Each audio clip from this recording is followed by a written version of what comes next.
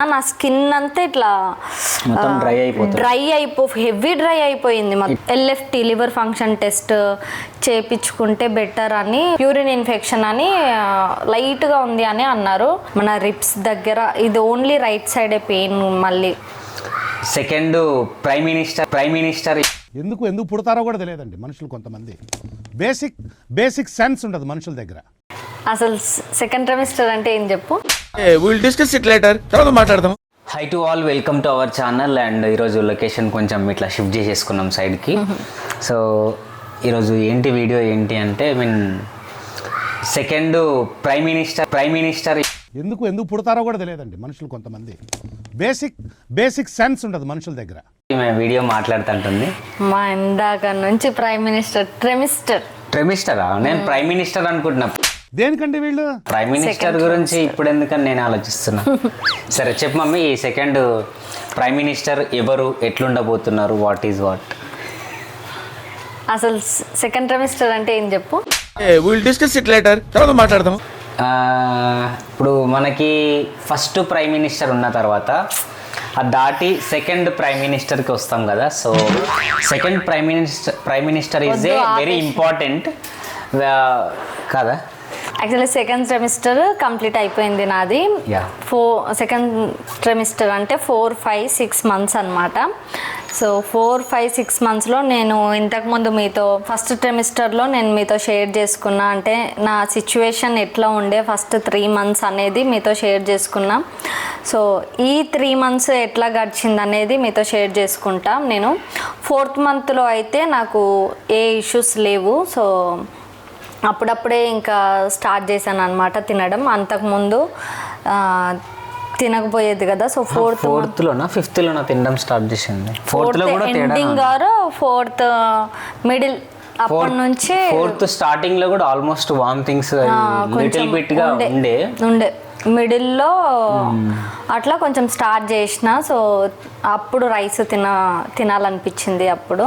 So లైట్గా start చేసిన. And 5th monthకి వచ్చేసరికి యాక్చువల్లీ నేను వాటర్ ఎంత ఎక్కువ తీసుకుంటానో మీకు తెలుసు. బట్ అంత వాటర్ నేను డైలీ 4 liters or 5 liters తీసుకున్నా నా స్కిన్ అంతా ఇట్లా హెవీ డ్రై అయిపోయింది. మొత్తం హెవీ డ్రై అయిపోయి ఇట్లా లైన్స్ పడుతున్నాయి అనమాట. ఎందుకు ఇట్లా అవుతుంది అని అట్లా ఒక 2 weeks ఉంది నాకు స్కిన్ అంతా డ్రై. ఎంత వాటర్ తీసుకున్నా ఏం చేసినా డ్రై అయిపోతుంది స్కిన్ అంతా. ఏంటిది అని అనుకున్నాను. మళ్ళీ 5th month 3rd weekలో నాకు ఇచ్చింగ్ స్టార్ట్ అయింది స్టమక్ మీద. సో మనకి స్టమక్ అంతా లైక్ మనకి ఏదైనా పురుగు పడితే దురద పెట్టి దద్దుర్లు రెడ్గా ఎట్లా వచ్చేస్తాయో మొత్తం స్టమక్ అంతా ఓన్లీ స్టమక్ మీదనే దద్దుర్లు వచ్చేసిండే. అండ్ దాని తర్వాత ఈమెనేమో ఎక్కువ అంటే ఇచ్చింగ్ స్టార్ట్ అయిపోయింది. గోకాలు అనిపిస్తుండే. బట్ నేనే ఓన్లీ స్టమక్ మీద మాత్రమే రెడ్గా దద్దుర్లు వచ్చినాయి.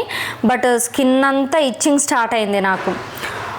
డైలీ 2 times బాత్ చేసుకున్న. నిద్ర వస్తుందా? నువ్వు మాట్లాడితేది కాదు, నేను తిరిగి నిద్ర వస్తుంది. సరే,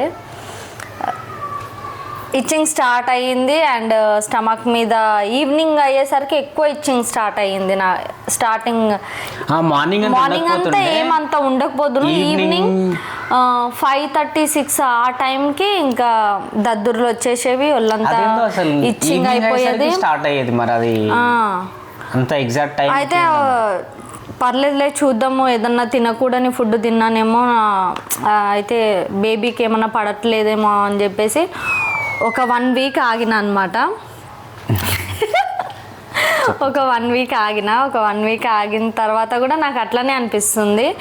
అట్లా అనిపించిన తర్వాత నేను మళ్ళీ యూట్యూబ్లో కానీ గూగుల్లో కానీ అట్లా ఎందుకు అవుతుంది అని చూసినప్పుడు కొంతమందికి అట్లా వస్తుంది, పర్లేదు, but LFT liver function test చేయించుకుంటే బెటర్ అని కొన్ని చదివిన అండ్ కొన్ని చూసిన నేను రివ్యూస్.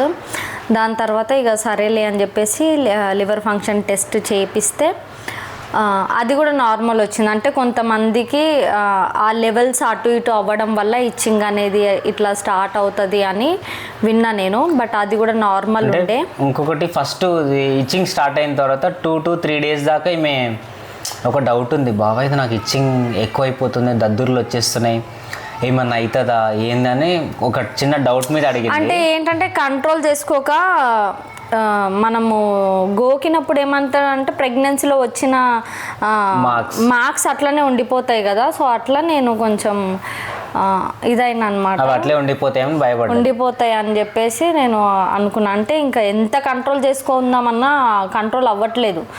సో అట్లా మళ్ళీ డాక్టర్కి వెళ్ళి కనుక్కున్న తర్వాత పర్లేదు అని చెప్పేసి కొంచెం వేరే ఆయింట్మెంట్ ఇచ్చింది. డవ్ సోప్ వాడమన్నది అండ్ డవ్ సోప్ యూస్ చేయమని చెప్పింది. డవ్ సోప్ కూడా ఎవరికన్నా అట్లా ఉంటే డవ్ సోప్ యూస్ చేయండి. నాకు ఎందుకంటే మేడం శైలజ మేడం చెప్పింది కాబట్టి చెప్తున్నా. డవ్ సోప్ యూస్ చేశాను. అండ్ టాబ్లెట్స్ ఒకటి ఇచ్చింది, ఒక 3 days తీసుకున్నాం. టాబ్లెట్స్ యూస్ చేయమని చెప్పింది. అది యూస్ చేసిన తర్వాత దద్దుర్లు పోవడానికి కొంచెం ఆయింట్మెంట్ ఇచ్చింది. అండ్ కంప్లీట్ ఇంకా దాని తర్వాత అండ్ 6th month నుంచి కొంచెం ఇటు సైడ్ పెయిన్ రావడం స్టార్ట్ అయింది. అంటే ఇక కూర్చున్నప్పుడే ఎక్కువ పెయిన్. 6th లోనే స్టార్ట్ అయింది ఇక్కడ పెయిన్ నాకు రైట్ సైడ్, ఇక్కడ మన రిప్స్ దగ్గర. ఇది ఓన్లీ రైట్ సైడే పెయిన్. మళ్ళీ అది నిలబడితే పడుకుంటే ఏం ఉండదు, కూర్చుంటేనే ఇట్లా కంప్రెస్ అయినట్టు అయ్యి అట్లా వస్తుంది. డాక్టర్ని అడిగితే అది రిప్స్ ఎన్లార్జ్ వల్ల అట్లా అవుతుంది, ఏం పర్లేదు నార్మలే అని అన్నారు. సో అదనమాట నాకు ఫస్ట్ ఫుడ్ అయితే నేను ఇంకోటి మర్చిపోయాను, 6th month urine problem. Right 6th month స్టార్టింగ్లో యూరిన్ మళ్ళీ మనకు అన్ని టెస్ట్లు గ్లూకోన్ డిది మళ్ళీ అన్నీ చేస్తారు కదా మనకి టెస్ట్. అట్లా చేసినప్పుడు యూరిన్ ఇన్ఫెక్షన్ అని లైట్గా ఉంది అని అన్నారు. బట్ నేను అప్పటికి వాటర్ ఎక్కువ తీసుకుంటూనే ఉంటా కదా, మామూలుగా వాటర్ ఎక్కువ తీసుకుంటా కదా నేను. యూరిన్ ఇన్ఫెక్షన్ అనేసరికి నేను అదేంటబ్బా అనుకున్నాం. మళ్ళీ తర్వాత సరేలే కల్చర్ చేసి చూద్దాము అని చెప్పి అన్నారు. కల్చర్ చేస్తే కల్చర్లో ఏమి ఇన్ఫెక్షన్ లేదు, జస్ట్ నార్మల్దే, ఒక 1 week ట్యాబ్లెట్స్ వేసుకొని ఆపేసేయండి అండ్ వాటర్ ఎక్కువ తీసుకోండి అని చెప్పింది. సో అంతే, అది కూడా నార్మల్ అయిపోయింది. నన్ను ఇంకో చిన్న విషయం చెప్పాలి ఏంటంటే, మా ఫ్యామిలీలో ఒక అమ్మాయికి కూడా యూరిన్ ఇన్ఫెక్షన్ ప్రాబ్లం అయ్యింది. సో తనకి గవర్నమెంట్ హాస్పిటల్లో చూపించినప్పుడు వాళ్ళు చెప్పారు డాక్టర్లు ఎక్కువ వాటర్ తీసుకోండి అని చెప్పారు. అండ్ తినకు కూడా చెప్పింది అన్నట్టు మేడం కూడా, ఎక్కువ వాటర్ తీసుకోండి నో ప్రాబ్లం అన్నారు. నేను చెప్పిన ఆల్రెడీ నేను డైలీ 4 liters అట్లా తీసుకుంటున్న వాటర్. మరి ఎందుకు వచ్చింది ఇట్లా అంటే, ఉంటుంది కొంచెము కోకోనట్ వాటర్ ఎక్కువ తీసుకోండి.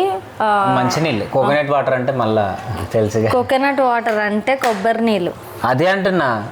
నీళ్ళు అంటున్నా, కోకోనట్ వాటర్ అంటే ప్రొడ్యూసర్స్ ఇబ్బంది పడతారు, అందుకని వాటర్ అని చెప్తున్నా. అది మా జెంట్స్కి అర్థమైపోతుంది, హస్బెండ్ చూస్తారు అనుకోరన్నా, అమ్మాయి థ్యాంక్ యూ భయ్యా అనుకుంటాడు.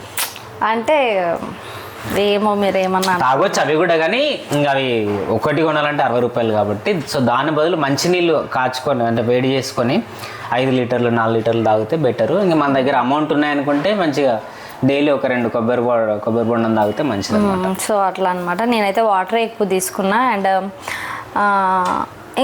ఇంకా క్రేవింగ్స్ అనేసరికి నాకు స్వీట్స్ ఎక్కువ తినబోతుంది. యాక్చువల్లీ నేను స్వీట్స్ అస్సలు ముట్టను. ఇంట్లో సేమియా చేస్తే కూడా నేను అసలు 1 కప్పు కాదు, సగం కప్పు ఇట్లా తిని ఇంకా వదిలేసే టైపు నేను. బట్ ఇప్పుడు నాకు స్వీట్స్ క్రేవింగ్స్ ఎక్కువ అయినాయి అనమాట, స్వీట్ తినాలి అని చెప్పేసి. సో అదొకటి స్టార్ట్ అయింది. అండ్ 6th లో స్టార్ట్ అయింది, 6th లో ఏం స్టార్ట్ అవ్వాలి, 5th లోనే స్టార్ట్ అయింది క్రేవింగ్స్ అనేవి. అండ్ అదనమాట నా సెకండ్ ట్రైమిస్టర్ అట్లా కంప్లీట్ అయ్యింది. అండ్ ఇప్పటికైతే ఏం ఇష్యూస్ లేవు, ఇది ఒక్కటి కూర్చొని ఉంటే పెయిన్ తప్ప ఇంకేం లేదు. నేను మార్నింగ్ నుంచి ఈ సెకండ్ మినిస్టర్ అన్నప్పుడల్లా నేను అనుకుంటున్నాను, అమ్మ సెకండ్ మినిస్టర్ అంటే మళ్ళీ ఎవరు వస్తారు ఇంటికి, గెస్ట్ ఎవరని నేను వెయిట్ చేస్తున్నా. ఈ 3 నెలల గురించి టాపికా అదేనా? బాగాలేదు. బాగాలేదు. సరే ఓకే. అండ్ మీరు కూడా మీ లైఫ్లో ఎవరైనా ప్రెగ్నెంట్ ఉంటే అండ్ ఇంకొకటి ఎండలు చాలా ఉన్నాయి, సో ఎంత వీలైతే అంత వాటర్ ఎక్కువ తీసుకోండి. అండ్ మనం ఎంత చెప్పినా వినరు మమ్మీ వాళ్ళకు. చూస్తున్న అమ్మాయి కానీ వినవు, నాకు తెలుసు నువ్వు ఒక చెల్లెలాగా చెప్తున్నా నేను. కొంచెం దయచేసి తాగు, వాటర్ తాగు. అంటే నీవంటే ఆమె అనుకుంటున్నా అన్న నేను ప్రెగ్నెంట్ కాదు అనుకుంటా. నువ్వు కాదు, మీ ఫ్యామిలీలో మీ రిలేషన్ ఉంది ఒక అమ్మాయి, తనకు పంపి. అంటే అందరు తాగాలి, బట్ అందరు తాగకపోయినా తాగాలి, బట్ ప్రెగ్నెన్సీ వాళ్ళు ఇంకా కేర్ తీసుకొని ఎక్కువ తాగండి కొంచెం. నేను ఇంత కేర్ తీసుకొని ఇంత చేస్తుంటే కూడా నేను చాలా ఏమంటారు డల్ అయిపోతున్నా, డ్రై అయిపోతున్నా, నేను అట్లా అయిపోతున్నా, నేను డ్రై ఫెలో. ఓకే. అండ్ ఇంకొకటి ఏంటంటే జగతి టైంలో పిచ్చి ఫుడ్ తినేదాన్ని నేను, బట్ ఇప్పుడు నాకు ఫుడ్ ఏదో టైంకి తినాలి కాబట్టి తింటున్నా. ఇక అంటే కొంచెం తక్కువ తింటుంది నాకు. అంటే ఇంట్లో కూడా ఆల్మోస్ట్ కాదు మమ్మీ, నార్మల్గా ఒక 25 కేజీల బ్యాగ్ మిగిలిపోయింది. చెప్పు ఏదో చెప్తున్నా, చెప్పు మమ్మీ. ఇంకొకటి ఏంటంటే కొంచెం ఎక్కువ కర్రీ బాగున్నా, ఎక్కువ తినాలనిపించినా ఎక్కువ తినేసరికి నాకు ఇక్కడ పెయిన్ వస్తుంది. ఇక్కడ డొక్క దగ్గర మళ్ళీ రిప్స్ అవి అంటే ఎక్కువ మెడికల్ షాప్కి పోయి అవన్నీ అడుగుతారు. సో డొక్క దగ్గర నొప్పి వస్తుంది. అట్లా చూసిరా, నిజంగా ప్రెగ్నెంట్ అంటే ఇవన్నీ బాధలు కష్టాలు ఉంటాయి. కానీ బేబీ పుట్టిన తర్వాత మళ్ళీ హ్యాపీ ఫీల్ అవుతారు కదా. అప్పుడు ఆ బేబీ పుట్టిన తర్వాత బేబీని పట్టించుకుంటారు, వీళ్ళని పట్టించుకోరు, అంత కేర్ ఉండదు.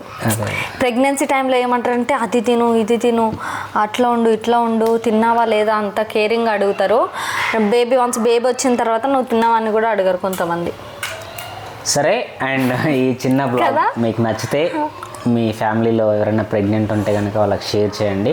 అండ్ మీ లైఫ్లో కూడా ఇట్లా 5th month 6th month prime మినిస్టర్లో ఉన్నప్పుడు మీకు కన్ఫ్యూజ్ చేయకు బావా నువ్వు. అదే mummy 5th month 6th month 4th month ఈ టైంలో మీకు ఎట్లా సిమ్టమ్స్ ఉండేనా కూడా కామెంట్ చేయండి. ఏం కాదు, తినే మీతో చాట్ చేస్తుంది కాబట్టి no problem. Okay. And love you all, thanks for supporting us. And bye. నువ్వుంటే నిజమేగా స్వప్నం, నువ్వుంటే ప్రతి మాట సత్యం.